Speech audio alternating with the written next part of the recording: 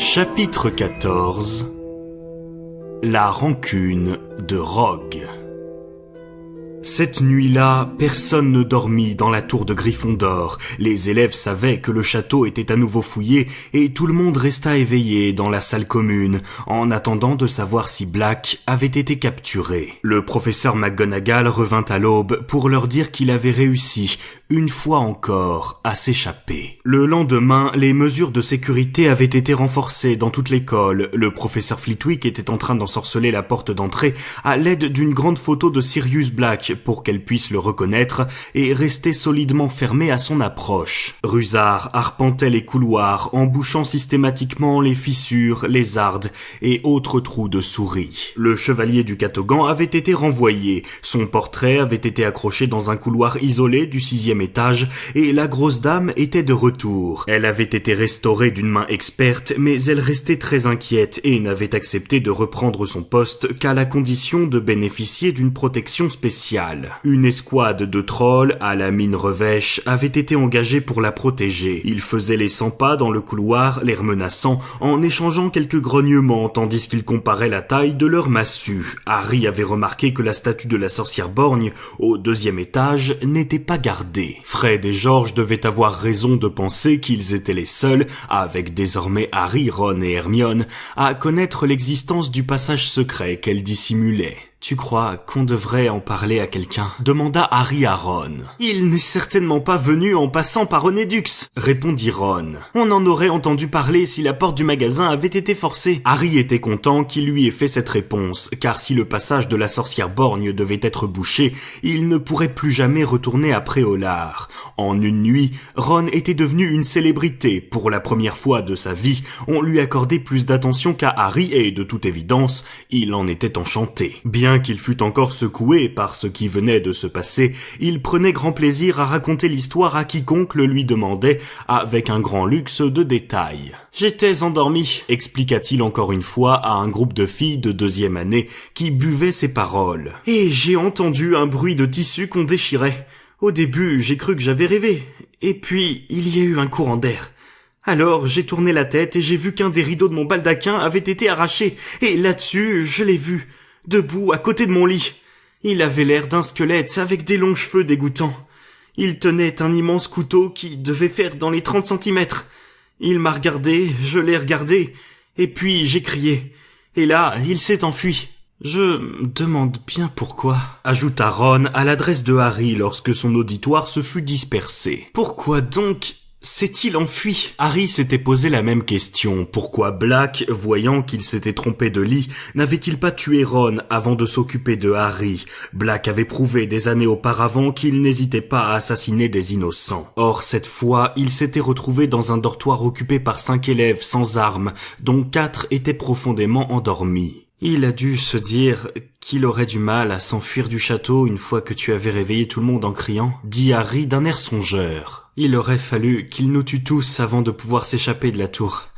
Et là, il se serait retrouvé devant les professeurs. Neville était en pleine disgrâce. Le professeur McGonagall était tellement en colère contre lui qu'elle l'avait privé de toute future sortie à Préolard. Elle lui avait également infligé une retenue et interdisait à quiconque de lui donner le mot de passe qui permettait d'accéder à la tour. Chaque soir, le malheureux Neville devait attendre dans le couloir que quelqu'un le fasse entrer au milieu des trolls qui passaient et repassaient devant lui en le regardant d'un air méprisant. Pourtant, toutes ces sanctions n'était rien à ses yeux comparé à celle que sa grand-mère lui avait réservée. 2 jours après l'intrusion de Black, elle lui envoya la pire chose qu'un élève de Poudlard puisse recevoir au petit déjeuner, une beuglante. Ce jour-là, lorsque les hiboux de l'école entrèrent dans la grande salle pour apporter le courrier, Neville faillit s'étrangler en voyant tomber devant lui une enveloppe rouge vif.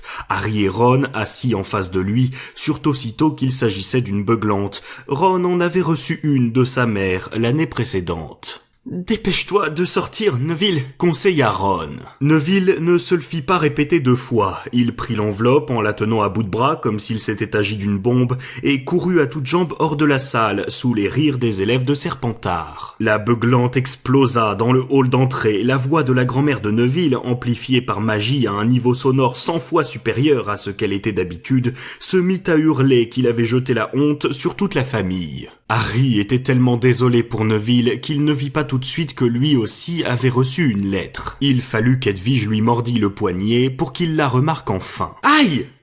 Oh, merci Edwige. Harry ouvrit l'enveloppe pendant qu'Edwige mangeait quelques cornflakes dans l'assiette de Neville. Dans l'enveloppe, il y avait un petit mot. Cher Harry et Ron, que diriez-vous de venir boire une tasse de thé chez moi vers 6 heures? Je viendrai vous chercher au château.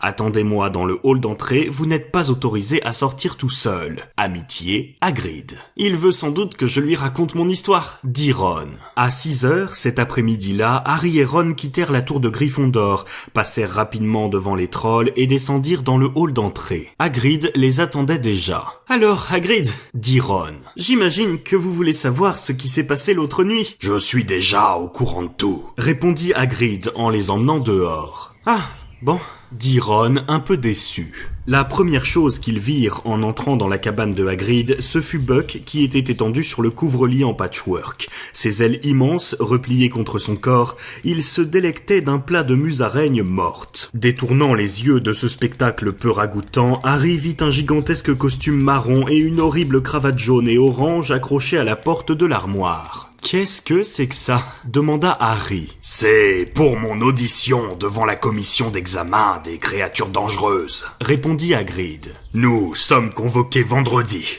On ira à Londres ensemble, tous les deux. J'ai réservé 2 lits dans le Magicobus. » Harry éprouva un brusque sentiment de culpabilité. Il avait complètement oublié que le procès de Buck était si proche, et Ron aussi, à en juger par son expression gênée. Ils avaient oublié leur promesse de l'aider à préparer la défense de l'hippogriffe. L'arrivée de l'éclair de feu avait éclipsé tout le reste. « Il faut que je vous parle de quelque chose, » leur dit Hagrid en leur versant du thé. Son ton était d'une gravité inhabituelle. « De quoi ?» demanda Harry. « D'Hermione, » dit Hagrid. « Qu'est-ce qu'elle a ?»« Elle va mal, voilà ce qu'elle a. Elle est venue me voir souvent depuis Noël. Elle se sentait seule. D'abord, vous ne lui avez plus parlé à cause de l'éclair de feu.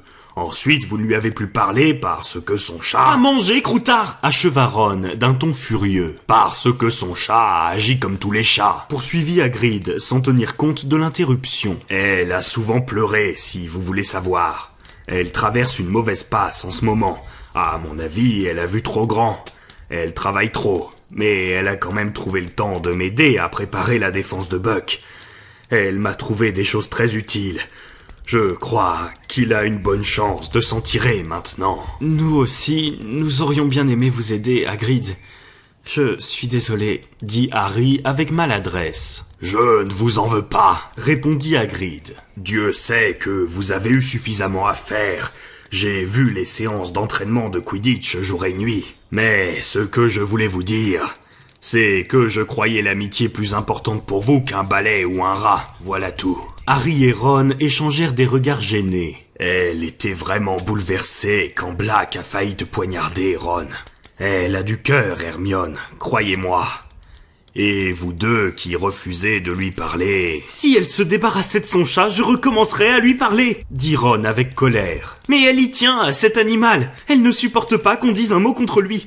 Et pourtant, il est complètement fou. »« Parfois, les gens sont un peu stupides avec leurs animaux, » dit Hagrid avec sagesse. Derrière lui, Buck recracha quelques os de musaraigne sur l'oreiller. La conversation s'orienta ensuite sur les chances de Gryffondor de remporter la coupe. Puis, à 9 heures, Hagrid les raccompagna au château. Lorsque Ron et Harry retournèrent dans la salle commune, les élèves se bousculaient devant le panneau d'affichage. « Préolard, le week-end prochain », annonça Ron en se hissant sur la pointe des pieds pour lire la note nouvellement placardée. « Qu'est-ce que tu comptes faire ?» ajouta-t-il à voix basse à l'adresse de Harry. « Rusard n'a pas condamné le passage qui mène chez Onedux », chuchota Harry. « Harry !» s'écria une voix à son oreille. Harry sursauta et vit Hermione assise à une table derrière eux. « Harry, si jamais tu retournes à Préolard, je raconte l'histoire de la carte au professeur McGonagall, » dit-elle. « Tu entends quelque chose, Harry ?» grogna Ron sans accorder un regard à Hermione. « Ron, comment peux-tu l'encourager à venir avec toi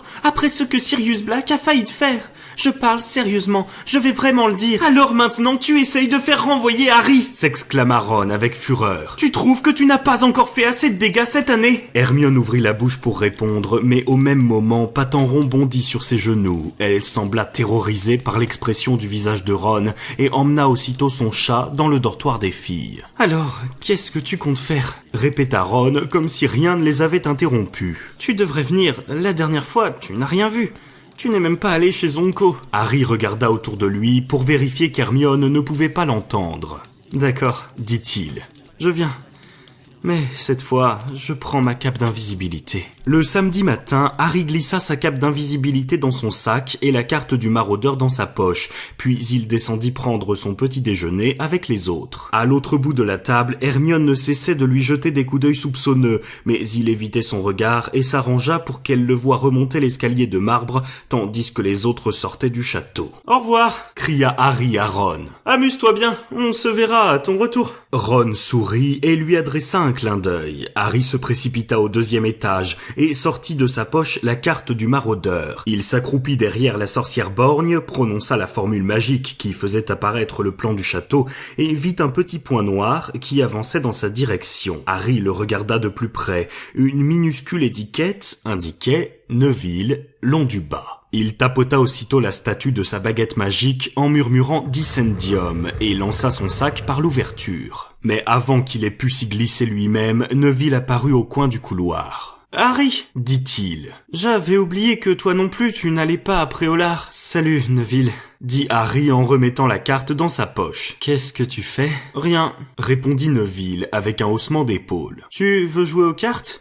Une petite bataille explosive ? Non, pas vraiment. Je voulais aller à la bibliothèque faire mon devoir pour Lupin. Je viens avec toi, dit Neville, ravi. Moi non plus, je ne l'ai pas encore fait. Ah, mais attends, je me suis trompé. Je l'ai fini hier soir, dit soudain Harry. Parfait, comme ça tu pourras m'aider, suggéra Neville avec une expression anxieuse sur son visage rond. Je n'ai rien compris à cette histoire d'ail qui éloigne les vampires. Est-ce qu'il faut leur en faire manger ou... Neville s'interrompit et ouvrit de grands yeux en regardant par-dessus l'épaule de Harry. Rogue s'avançait vers eux.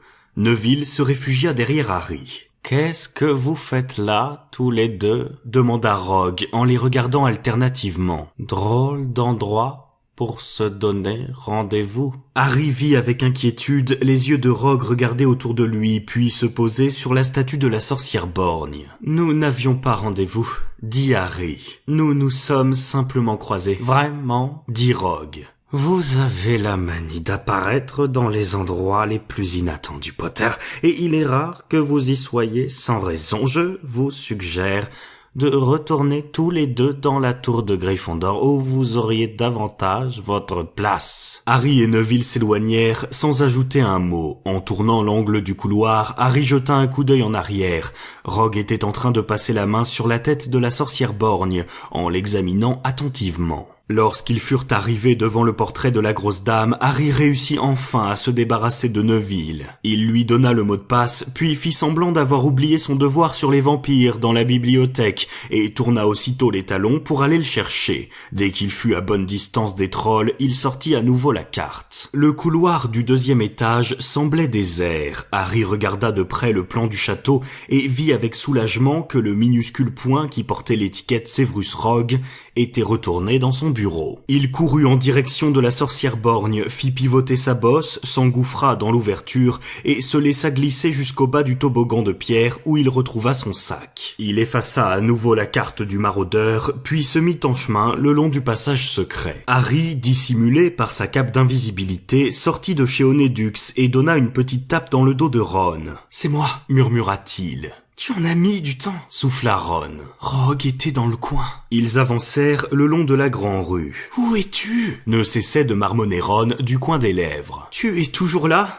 Ça fait un drôle d'effet de ne pas te voir. » Ils se rendirent à la poste. Ron fit mine de se renseigner sur le prix d'un hibou pour l'Égypte où se trouvait son frère Bill pendant que Harry regardait autour de lui. Il y avait au moins 300 oiseaux alignés, depuis les gros hiboux chargés des envois à longue distance jusqu'aux minuscules chouettes limitées au courrier local. Ils allèrent ensuite chez Zonko, le magasin de farce et attrape. Les élèves de Poudlard y étaient si nombreux que Harry dut faire des exercices de contorsionnisme pour ne pas trahir sa présence en marchant sur les pieds de quelqu'un. Il passa discrètement commande à Ron des quelques articles qui l'intéressaient et lui donna un peu d'or sous sa cape pour les payer. Lorsqu'ils sortirent du magasin, leur bourse était beaucoup moins rebondie que lorsqu'ils y étaient entrés, mais leurs poches débordaient de bombes à bouse, de bonbons à hoquet et de savon sauteur. Chacun avait également acheté une tasse à thé mordeuse. C'était une belle journée ensoleillée et ni l'un ni l'autre n'avait envie de rester enfermés. Ils renoncèrent donc à faire une halte aux Trois Balais et préférèrent monter la côte qui menait à la cabane hurlante,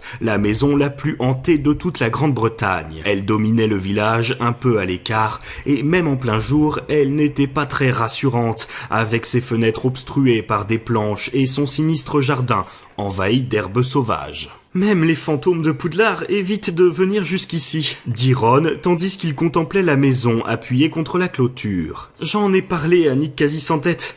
D'après ce qu'il a entendu dire, il y a une sacrée bande qui s'est installée là-dedans. Personne ne peut y entrer. Bien entendu, Fred et George ont essayé, mais tous les accès sont condamnés.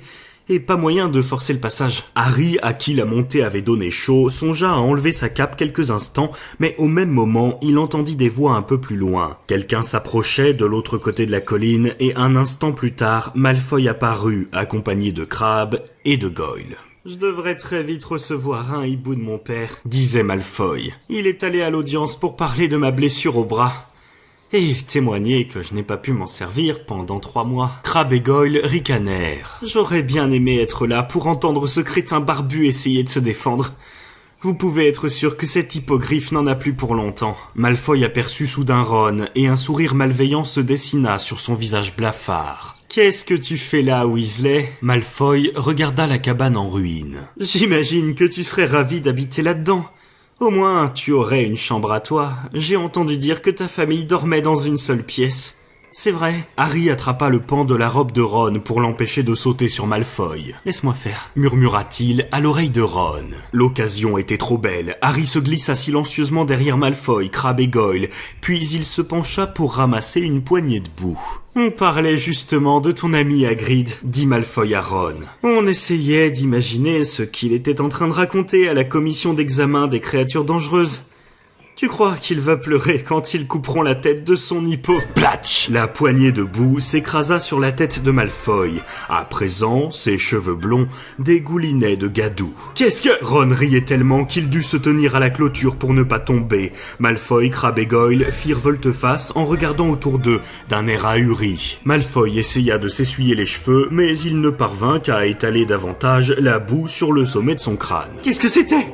Qui a fait ça ? » « Beaucoup de fantômes dans le coin, n'est-ce pas ?» dit Ron, comme s'il parlait de la météo. Crabbe et Goyle ne semblaient pas très rassurés. Leur tour de biceps ne leur était d'aucun secours contre des fantômes. Malfoy, lui, lançait des regards fébriles autour de lui, sans voir personne. Harry avança en silence de quelques mètres jusqu'à une mare de boue verdâtre, particulièrement malodorante. Splash! Cette fois, Crabbe et Goyle reçurent également leur part. Goyle sautilla frénétiquement sur place, en essuyant ses petits yeux vitreux aveuglé par la boue. « Ça venait de là-bas !» dit Malfoy, qui s'essuyait le visage en fixant un point situé à 2 mètres de Harry. Crabbe s'avança d'un pas malhabile, ses longs bras tendus devant lui comme un zombie. Harry le contourna, ramassa un bâton et le lança dans le dos de Crabbe. Celui-ci se retourna en sautant en l'air, scrutant les environs pour essayer de découvrir le coupable. Comme Ron était la seule personne présente, Crabbe se dirigea vers lui, mais Harry lui fit un croc en jambe.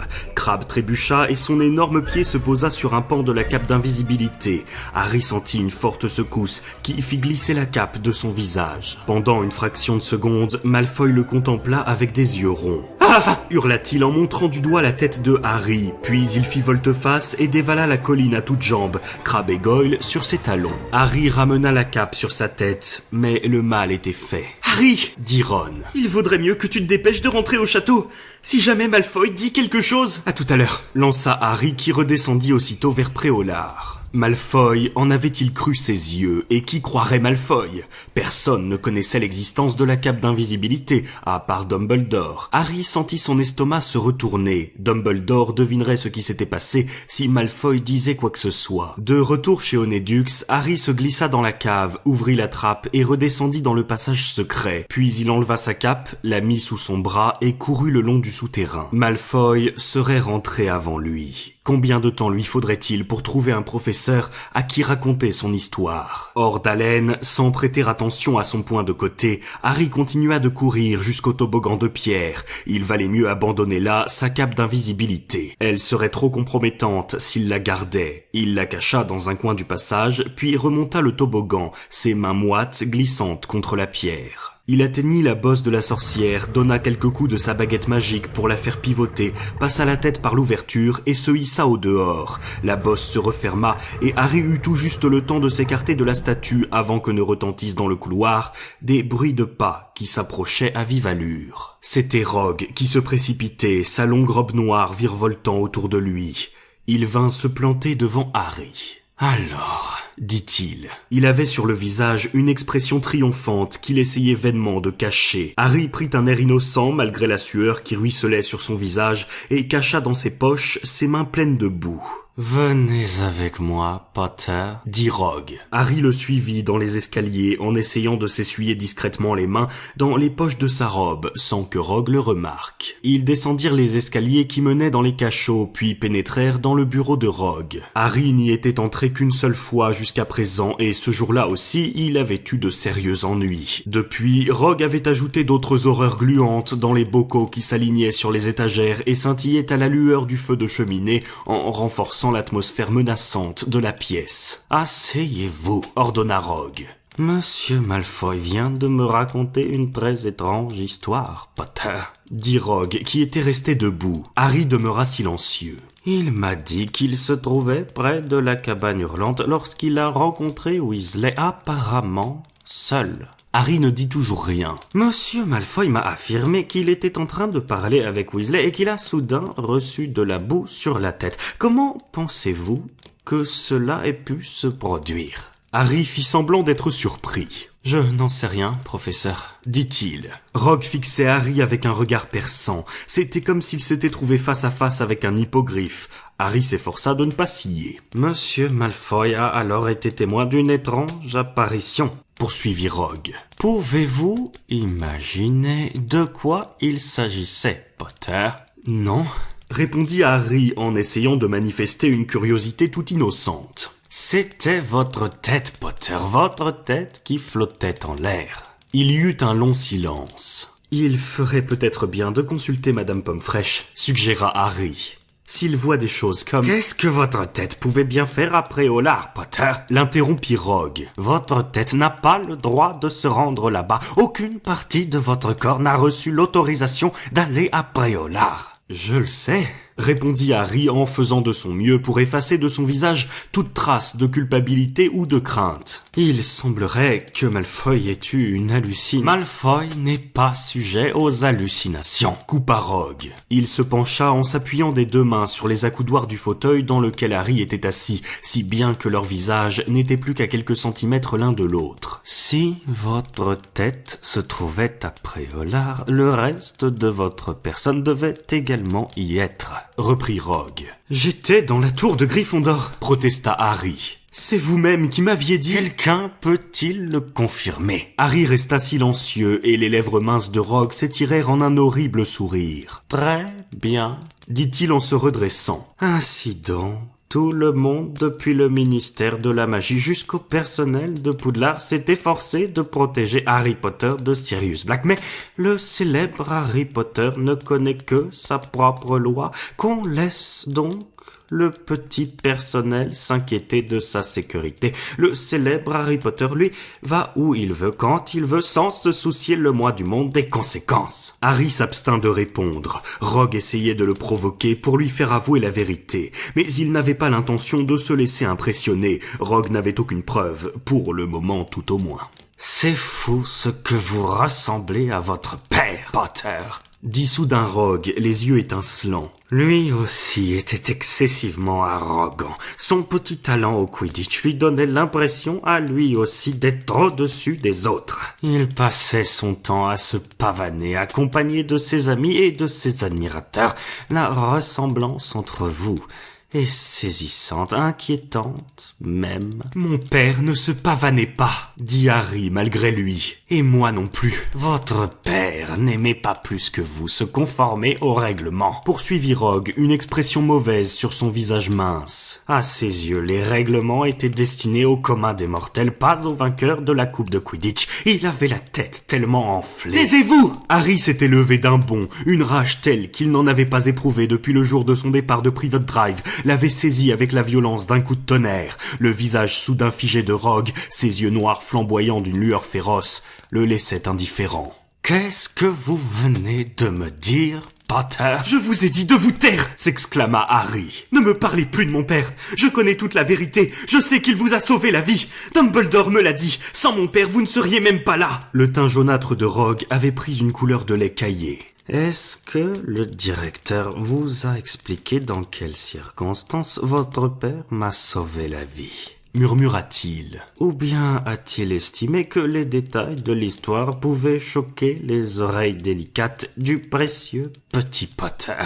Harry se mordit la lèvre. Il ignorait ce qui s'était passé, mais il ne voulait pas l'admettre, et visiblement, Rogue avait deviné qu'il ne savait rien. « Je serais navré que vous partiez d'ici avec une fausse idée de votre père, Potter, » dit-il avec un épouvantable rictus. Vous avez sans doute imaginé un acte d'héroïsme auréolé de gloire, mais je vais vous détromper. Votre vénéré père et ses amis m'ont fait une farce désopilante qui aurait pu avoir ma mort pour conséquence si votre père ne s'était pas ravisé au dernier moment. Il n'y avait rien d'héroïque dans ce qu'il a fait. Il a sauvé sa peau en même temps que la mienne. Si leur farce avait marché, il aurait été renvoyé de Poudlard. Le sourire de Rogue laissait voir ses dents jaunâtres plantées de travers. « Videz vos poches, Potter !» lança-t-il brusquement. Harry ne bougea pas, le sang battait à ses oreilles. « Je vous ai dit de vider vos poches, sinon je vous emmène chez le directeur. Allez-y, Potter, retournez-les !» Glacé de terreur, Harry sortit lentement de ses poches le sac de farce et attrape de chez Zonko et la carte du maraudeur. Rogue prit le sac de chez Zonko. « C'est Ron qui me l'a donné », dit Harry en priant le ciel pour qu'il ait le temps de prévenir Ron avant que Rogue ne l'interroge. « Il me l'a rapporté de Préolard la dernière fois qu'il y est allé. »« Vraiment, et vous avez laissé ce sac dans votre poche pendant tout ce temps très touchant. Et ça, qu'est-ce que c'est ?» Rogue avait pris la carte. Harry essaya de toutes ses forces de rester impassible. « C'est un morceau de parchemin, » dit-il en haussant les épaules. Rogue retourna la carte sans quitter Harry des yeux. « Vous n'avez sûrement pas besoin d'un vieux bout de parchemin comme ça, » dit-il. « Je ferais mieux de le jeter. » Il fit un geste vers le feu qui brûlait dans la cheminée. « Non » dit aussitôt Harry. « Alors » dit Rogue, les ailes du nez frémissantes. « S'agit-il d'un autre précieux cadeau de Monsieur Weasley? Ou bien serait-ce quelque chose d'autre, une lettre écrite à l'encre invisible peut-être, ou encore un moyen d'aller à Préolard sans passer devant les détraqueurs ?» Harry sia. Les yeux de Rogue étincelèrent. « Voyons, marmonna-t-il en prenant sa baguette magique, la carte posée devant lui. « Révèle ton secret, » dit-il après avoir donné un coup de baguette sur le parchemin. Rien ne se produisit. Harry crispa les mains sur les accoudoirs de son fauteuil pour les empêcher de trembler. « Allons, révèle-toi, » dit Rogue en donnant un coup sec sur la carte. Le parchemin resta vierge. Harry s'efforçait de respirer profondément,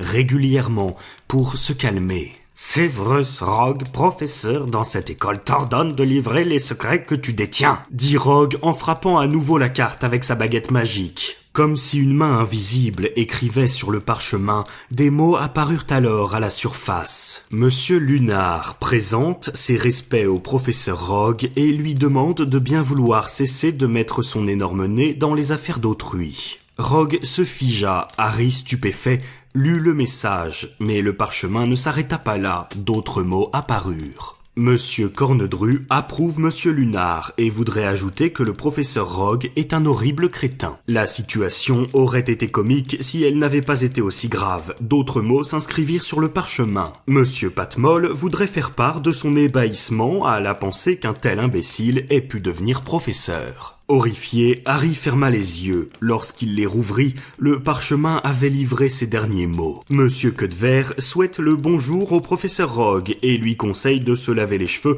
s'il veut cesser de ressembler à un tas d'ordures. Harry attendit que le verdict tombe. « Très bien, » dit Rogue d'une voix paisible. « Nous allons voir tout cela. » Il s'approcha du feu, prit une poignée de poudre brillante dans un bocal posé sur le manteau de la cheminée et le jeta dans les flammes. « Lupin, » dit Rogue, « je voudrais vous demander quelque chose. » Abasourdi, Harry regarda le feu. Une forme qui tournait rapidement sur elle-même se dessina dans les flammes et quelques instants plus tard, le professeur Lupin sortit de l'âtre en époussetant les cendres accrochées à sa robe miteuse. « Vous m'avez appelé, Séverus » dit timidement Lupin. « En effet. » dit Rogue, les traits déformés par la fureur. « Je viens de demander à Potter de vider ses poches et voilà ce qu'il y cachait. » Rogue montra le parchemin sur lequel les noms de Lunar, Queudver, Patmol et Cornedru étaient toujours étalés. Une expression étrange passa alors sur le visage de Lupin. « Alors ?»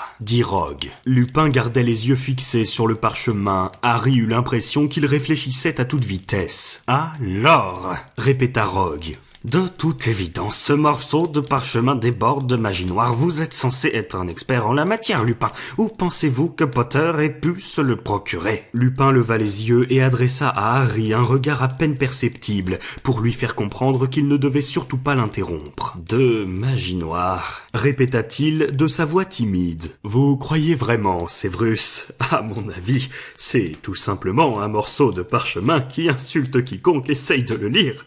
Puéril, mais certainement pas dangereux. J'imagine que Harry a dû trouver ça dans un magasin de farce et attrape. Vraiment, dit Rogue, les mâchoires crispées par la colère. Vous croyez qu'un magasin de farce et attrape pourrait fournir un tel objet ? Vous ne croyez pas plutôt qu'il l'a obtenu directement de ceux qui l'ont fabriqué ? Harry ne comprenait pas ce que Rogue voulait dire, Lupin non plus, apparemment. Vous voulez dire de Monsieur Queudver ou de l'un des autres ? S'étonna-t-il. Harry, connaissez-vous l'un de ces messieurs ? Non, répondit Harry. Vous voyez bien, Séverus, dit Lupin en se tournant vers Rogue. J'ai bien l'impression que ça vient de chez Zonko. Au même instant, Ron fit irruption dans le bureau. Il était hors d'haleine et faillit renverser dans son élan la table de Rogue. C'est moi qui ai donné ce truc à Harry, parvint-il à dire d'un ton haletant. Je l'ai acheté chez Zonko. Il y a très longtemps. Vous voyez, dit Lupin, l'air soudain ravi. Voilà toute l'explication.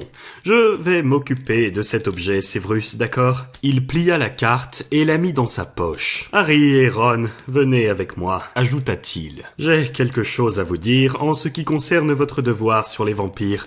Excusez-nous, Séverus. Harry n'osa pas regarder Rogue en quittant le bureau. Ron, Lupin et lui restèrent silencieux jusqu'à ce qu'ils aient atteint le hall d'entrée. Harry se tourna alors vers Lupin. « Professeur, Je ne veux pas entendre d'explication, » dit sèchement Lupin. Il regarda autour de lui pour vérifier que le hall était vide, puis il poursuivit à voix basse. Il se trouve que je connais l'existence de cette carte. Oui, je sais qu'il s'agit d'une carte et je sais aussi que Rusard l'a confisquée il y a de nombreuses années. Je ne veux pas savoir comment elle est entrée en votre possession. Je suis en revanche stupéfait que vous ne l'ayez pas remise à l'un de vos professeurs, surtout après ce qui s'est passé la dernière fois qu'un élève a laissé traîner des informations confidentielles. Et je ne peux pas vous la rendre, Harry. Harry s'y attendait et il était trop avide d'en savoir plus pour penser à protester. « Pourquoi Rogue a-t-il cru que je l'avais obtenu directement de ceux qui l'ont fabriqué ?» demanda-t-il. « Parce que... » dit Lupin hésitant. « Parce que ceux qui ont établi cette carte auraient pu avoir pour but de vous attirer hors de l'école. Sans doute aurait-il trouvé cela très amusant. « Vous les connaissez ?» demanda Harry impressionné. « Nous sommes déjà rencontrés, » répondit brièvement Lupin. Jamais il n'avait regardé Harry avec autant de gravité. « Ne vous imaginez pas que vous pourrez à nouveau compter sur moi pour vous tirer d'affaire, Harry. Je n'arriverai sans doute pas à vous faire prendre Black au sérieux. Mais j'aurais pensé que ce que vous avez entendu chaque fois que vous vous êtes trouvé à proximité d'un détraqueur aurait eu davantage d'effet sur vous. Vos parents ont donné leur vie pour sauver la vôtre. Harry, vous avez une drôle de façon de leur exprimer votre gratitude. Prendre le risque de réduire à néant leur sacrifice pour le simple plaisir d'aller acheter un sac de farce et attrape. Lupin s'éloigna et Harry se sentit beaucoup plus mal à l'aise que lorsqu'il s'était trouvé dans le bureau de Rogue.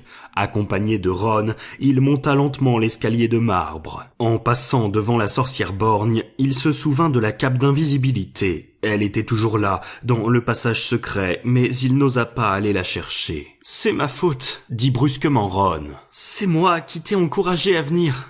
Lupin a raison, c'était stupide. On n'aurait pas dû faire ça. » Il s'interrompit. Ils avaient atteint le couloir où patrouillaient les trolls et Hermione s'avançait vers eux. Un simple coup d'œil indiqua à Harry qu'elle était au courant de ce qui venait de se passer. Il eut soudain l'impression que son cœur s'arrêtait de battre.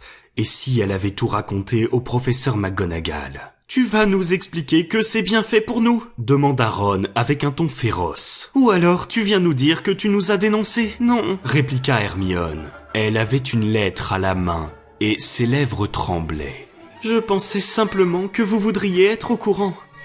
Hagrid a perdu son procès. Buck va être mis à mort. »